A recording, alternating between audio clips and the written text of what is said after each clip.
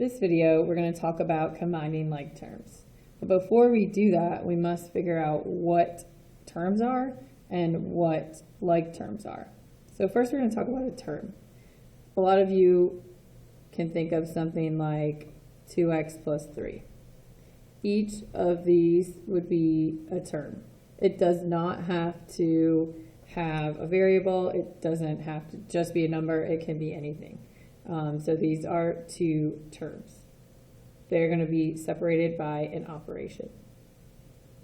In order to be like terms, they must have the same variable and the same exponent. So for instance, if I have 2x plus 4y, those are two separate terms, but they are not like terms. Why? Because they have x and y. Those are different variables. Okay, some of you are thinking, well, maybe if we have 2x squared plus 5x, well, they have the same variable. Well, this is not correct because x and x squared have different exponents. Let's review what exponent is with a variable. The exponent that would be with this x is understood 1.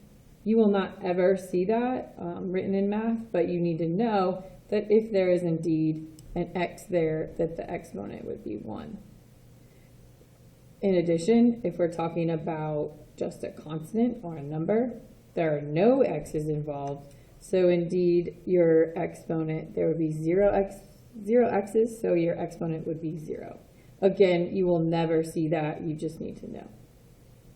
Okay, so now we're going to talk about how to combine like terms. So let's review. We have to combine like terms, you have to have the same variable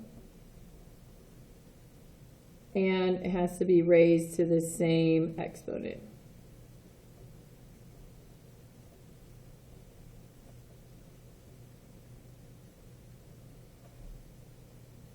Okay, so now we're going to jump into some practice. So let's say we have negative 2x plus 3 minus 4x plus 5 minus 4x squared plus 11 minus 15x plus 2x squared. I'm going to show you two different strategies that you can use to help yourself learn this process. The first strategy is shape organization.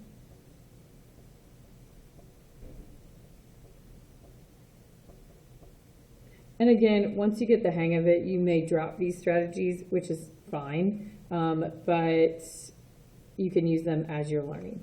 So I'm going to put different shapes around each of the different types of terms.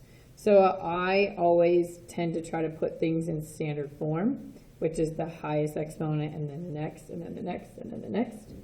So I'm going to go through and I'm going to find all of the squares, x squareds, and I'm going to put them in a square. Notice that I added the sign that went with that term so that I don't forget when I'm adding them all together. Next, I am going to put the x's, because that's our next exponent. So this is a 2, these are 1s. I'm going to put those in circles.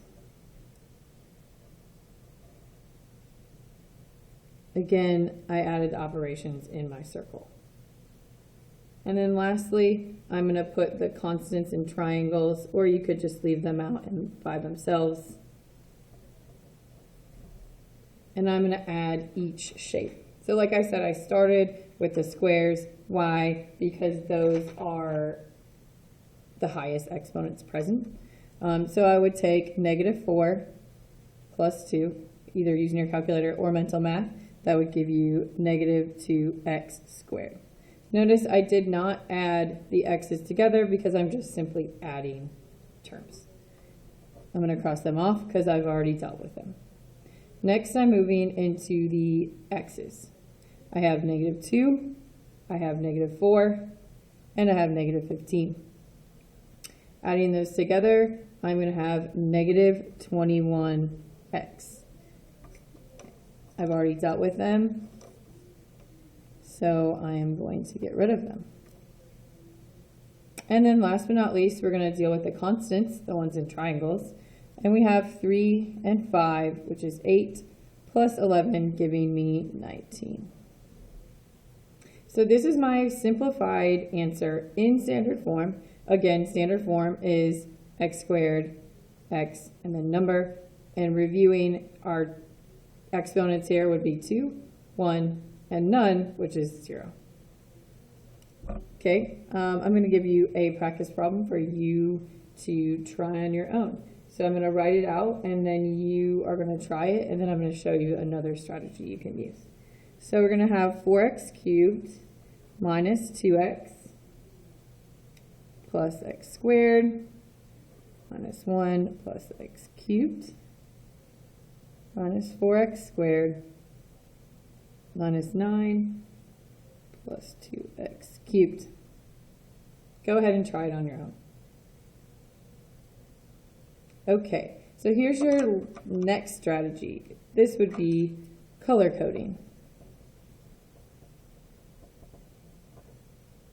Again, you may have learned this in middle school, but if not, take it and run with it if you like. So I'm going to go find the highest exponents. In this case, I have x to the third power. So I'm going to do those all in pink. Next, I'm going to find the next highest exponent, which in our case is x squared, which exponent of 2.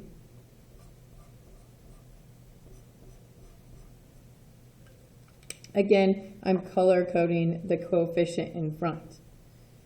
Next, I'm not going to jump to the constants because I have an x involved. So I'm going to highlight just this loner x. And then last but not least, we have our constants. And I'm going to highlight those in yellow. So we've color coded the things that are alike. And then we are going to write our answer in standard form. So we go and we find the highest exponent present, which in this case is x to the third power, x cubed.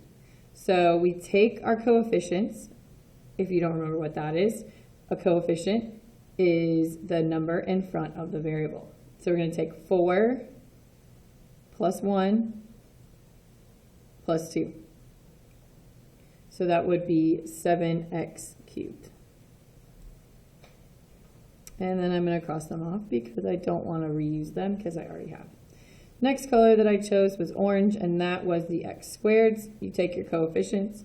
We know this one is -4. Some of you might be like, oh, what is the constant in front of here? Well, there isn't one, but it's an understood 1. So we're going to say that the 1 plus the -4 is going to give me -3x squared. Notice, as I add the coefficients, I'm just bringing the variable with its exponent along for the ride. I am not multiplying or adding these exponents together. Okay, now that I'm done with the orange, I move on to the next highest exponent, which would be x to the 1. There's only one green, so I'm going to put that one down here. And then lastly, I have my constants. Why are they constants? Because I don't have any variables. Also, they have x to the 0 power. So I'm going to add those together, and my constant in this problem is -10. And I am done for this lesson.